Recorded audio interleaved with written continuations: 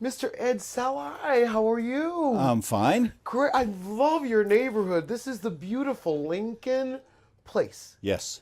Beautiful, beautiful. Tell me about what's so fabulous about Lincoln Place. Fabulous. Wow, that's a hard word. There's a lot of space out here, a lot of green space. We've got a couple of these, I forget exactly the wording for them, a large amount of acreage. It's been designated not to be developed. It's just going to be green space. And we got a lot of that up here. It's kind of a bedroom community, not a lot of industry, very few businesses, a handful of maybe gas stations and such. But that's kind of it. It's just people living here. It's a neighborhood. Yes, it's a neighborhood. Do you think this is the kind of neighborhood where your neighbors know each other? Everybody knows and watches out for one another? Yeah. To talk to my wife, everybody's related to her. I love it. I love it. Everybody, she knows everybody. That's beautiful. So you feel safe at night. You can walk your dog. You can Yes. bicycles on the street. Yes, we do have all that. What would you say? How diverse is this neighborhood? It's hard for me. I've been away from mixing a lot with the people, even though I'm associated with a local community group. We just haven't met that much. There is some diversity here, but I can't really give you numbers because I'm not sure what it is anymore. Right. I'm sure more and more people have come here as they realize where we are. Yes. We do have diversity in a different direction. We got a lot of policemen living here, and paramedics and fire people. I see. And supervisors in each of those groupings. So we have that kind of a diversity. I see. So this is a great place to raise children. Yes, I have a story about myself raising children. When we came here, we kind of thought of Lincoln Place as not too nice a place to be. Oh, really? And we thought, well, by the time my kids are ready to go to high school, we'll move again. We never did. Never did. We stayed here. My kids went to Mifflin School, graduated from there, went on to a school in Pittsburgh, Taylor Alderdice. They graduated from there, and life has been good to all of them.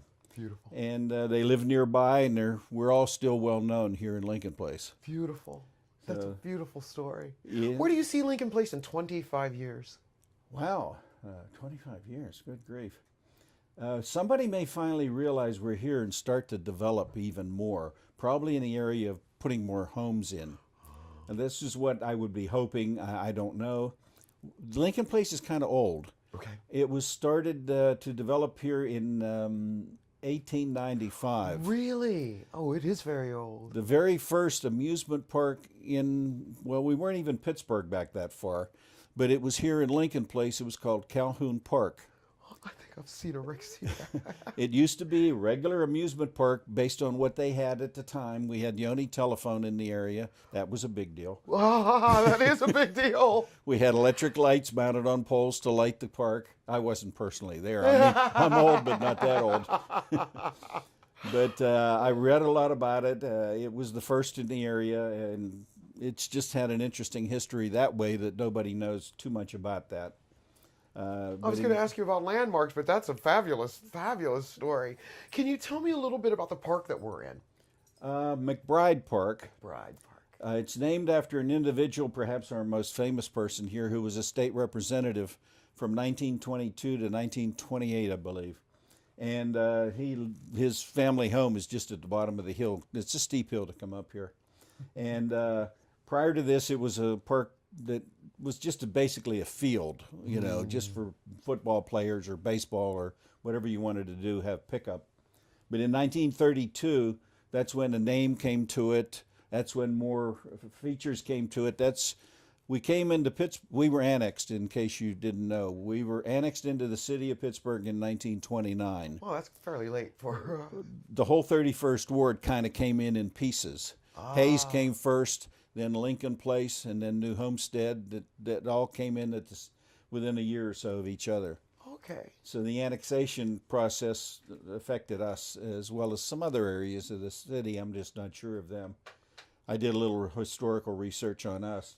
We kind of stayed almost rural.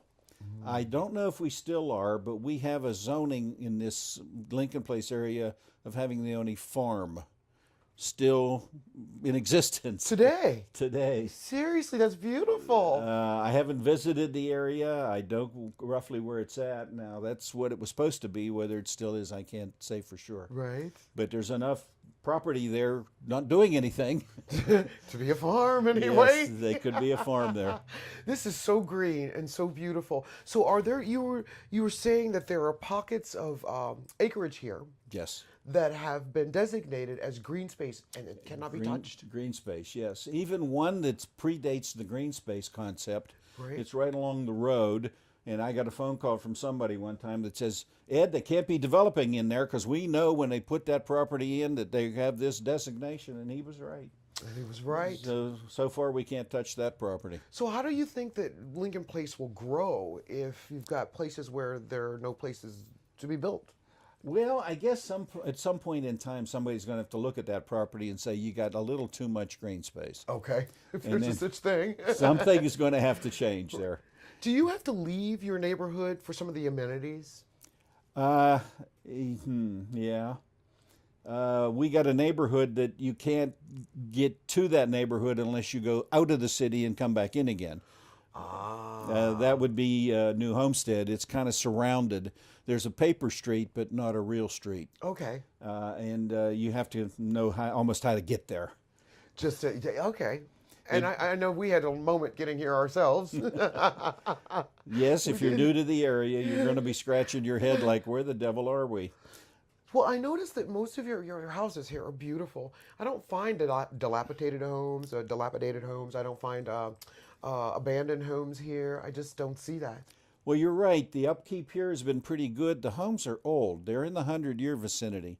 The first thing that may cross your mind if you're driving through the area where I live, my house, built in 1953, has a garage. The other houses have no garages. I see. But the people later on put in driveways or an extra building to the back of their houses so that they can put their car in a garage if they choose to. So that kind of changed how the perspective of the whole neighborhood So you can actually went. tell how old a house is by whether the Yes. garage is connected or not. That's Yes. awesome. That is awesome. I learned that a long time ago. If you were to visit another neighborhood in Pittsburgh and see something that inspired you or, just sparkled your imagination, tweaked your imagination, what neighborhood would that be? What would it be and why? You mean out of the 31st Ward into some other area? Mm-hmm. Wow.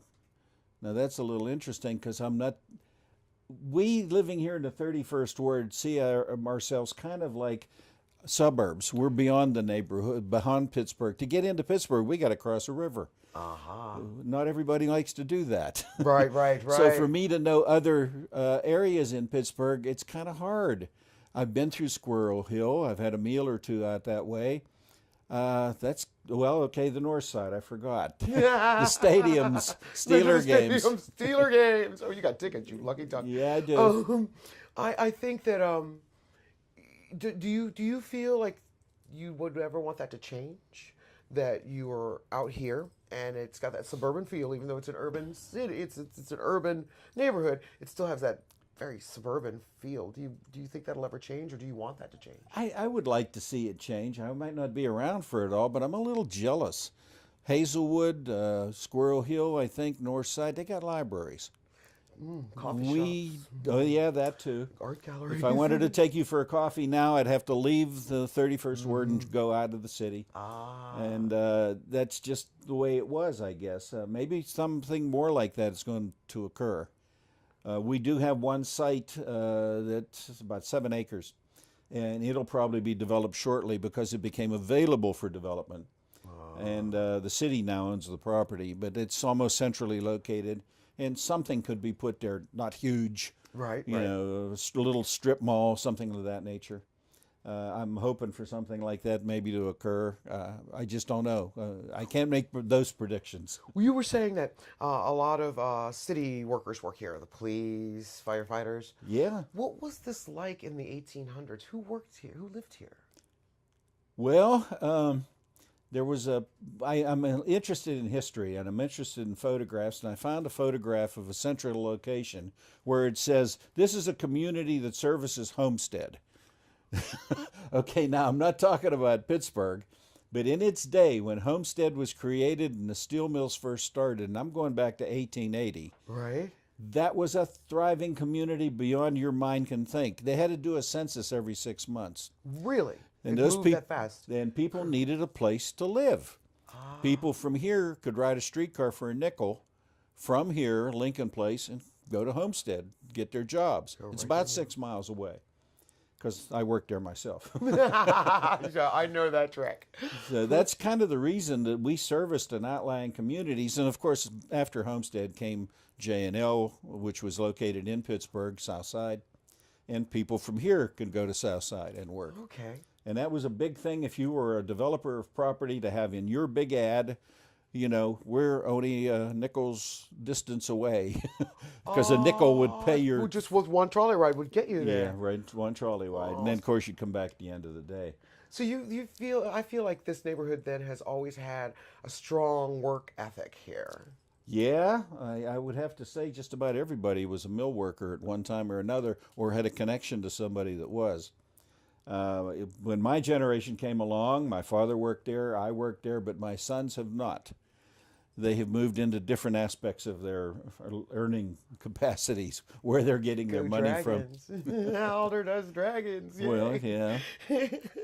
So that was a benefit to them. Do you see your children moving back to Lincoln Place?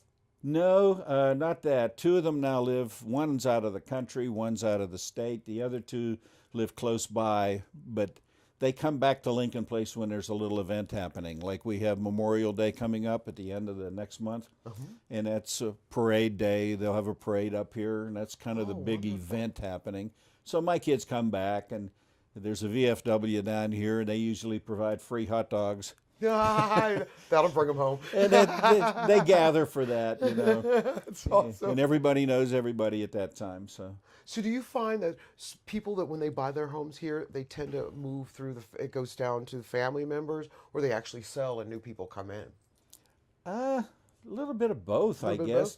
I've been there since we moved here in 1964. I'm still here in the same location. My guess is I'll stay there unless I hit the lottery. But that ain't going to happen. Oh, we don't know. Because if it does, though, I'm coming to visit you again. And Mr. Ed, I want to thank you. Thank you for inviting us to your beautiful neighborhood in Lincoln Place. Well, very good. Come on a bright sunny day. That's what I think we're going to do next time. It's gorgeous up here. Yeah. Beautiful. Yeah, you get an opportunity, you go walking in the woods, see what you can see. You get a lot of wildlife up here? There are some. We got some people who tend to shoot things occasionally, but not a lot of that. People who know about hunting hunt where they're supposed to hunt. But I could see deer and turkey up here. I've seen deer in my backyard where I live. From here, you can't quite see my house. I live on the opposite side of the school, if you passed it coming in here. Yes. And turkeys, yeah. Deer, yeah. Well, the assorted squirrels and chipmunks, that goes everywhere. We have little red foxes. We've been having some issues with them. Don't think we have anything like that around here. At least I haven't noticed them.